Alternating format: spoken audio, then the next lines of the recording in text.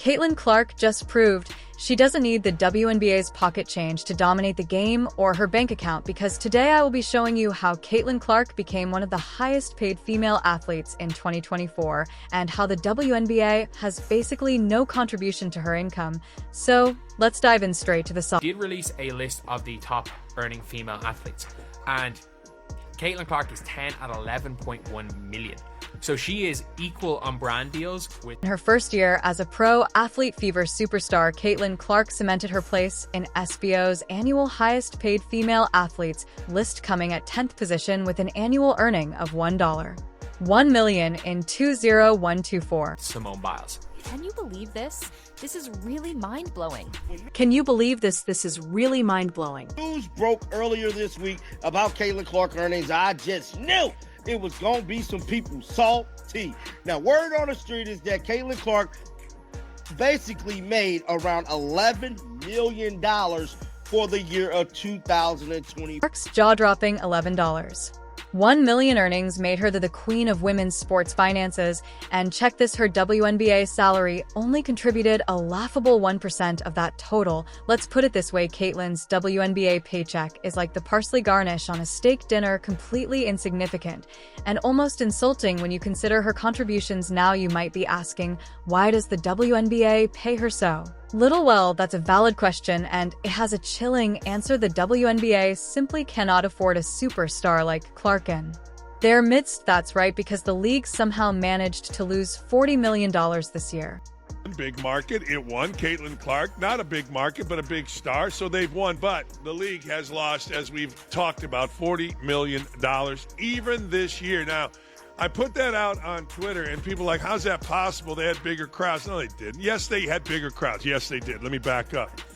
But we only saw the good stuff. We only saw the Caitlin. Yes, you read that right. While Caitlin was busy single-handedly dragging the WNBA into the spotlight, the league couldn't figure out how to monetize their biggest starts, like owning a golden goose and not being able to buy animal feed. That NBA owners were furious because they were like, what exactly is going on with the WNBA's books, right? The league, even with Caitlin Clark, even with Angel Reese, the league lost $40 million this year. Caitlin Clark has transcended basketball in a way few athletes, male or female, ever have. But what does she get in return? If you take a closer look, you'll come to realize just how messed up this whole situation is. If we talk about her WNBA salary, a mere $76,535, that's barely enough to cover her yearly Starbucks tab. Now compare that to an NBA player who has an annual salary of about $10 to $1 million. Unbelievable, right? And here's the real kicker, folks. If we talk about her real income, the money that she earned throughout the year, then Caitlin Clark's real earnings are in millions. I don't know how they coming up with this number, but basically this is word on the street, is that she made $11 million. And she's one of the highest grossing women athletes in the world. Hell, Caitlin Clark might be one of the richest women in the world for the year, dog. She's been grinding. That's right. Owing to her massive popularity and fan following, Caitlin has pulled in $1 million for major company endorsements like Nike, Gatorade, State Farm, Wilson High, and more. Her 8-year deal with Nike alone is worth a whooping $3 million annually. That's roughly 40 times her WNBA salary. But sure, let's act like the WNBA is her main. Face the prospect of a work stoppage if they don't negotiate a new deal with the league by the end of the 2025 season. The elected members of the Women's National Basketball Association. Isn't it ironic? I mean, as a fellow WNBA player, you would think that her league would be rewarding a superstar like Clark handsomely for her contributions to the sport. Nevertheless, the sheer class and talent of this player have rewarded her through the love and support of her fans. An economist or a finance expert implying that Caitlin Clark effectively generated 50% of their broadcast value.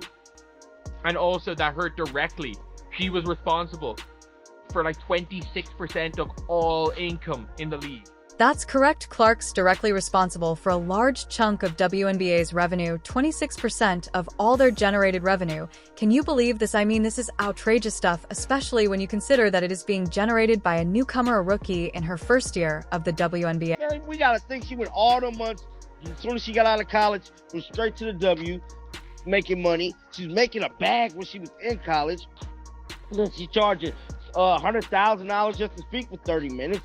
Then she's all over the place, all over the world. And I just think it's great. It's great news for Caitlyn that she's able to make that much money. It's great for her brand, her family.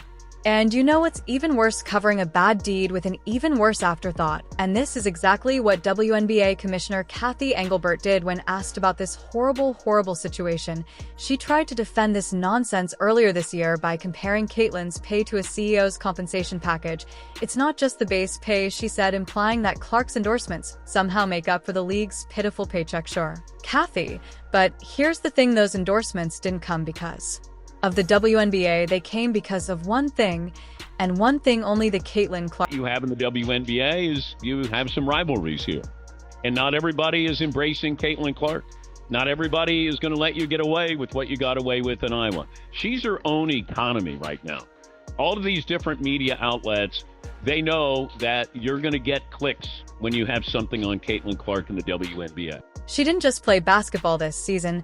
She revolutionized it. Her presence led to record attendance, with fans packing arenas just to see her play. Television ratings for WNBA games hit a 25-year high. Merchandise sales through the roof. Her jersey sales alone skyrocketed by 500%, making her the top seller in the league. What you have in the WNBA is you have some rivalries here, and not everybody is embracing Caitlyn Clark. Not everybody is going to let you get away with what you got away with in Iowa.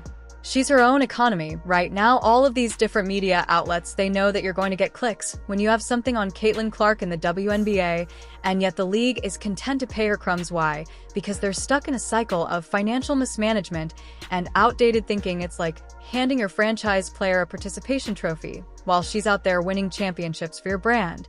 And it's crazy. It's crazy. And she also apparently had generated $36 million for Indiana, but no, we have got no brand experience. More grow in 2024 in the WNBA. Caitlyn Clark doesn't get all the credit. A new report tracks how consumers perceive thousands of no brands' reputation row more than the WB, obviously, because of almost certainly because of her. Even Donald Trump never wanted to shy away from controversy, chimed in on the situation, calling for Caitlyn to receive a salary that reflects her value. His words seem to indicate only this: she's done more for this league than anyone else, and they're paying her peanuts.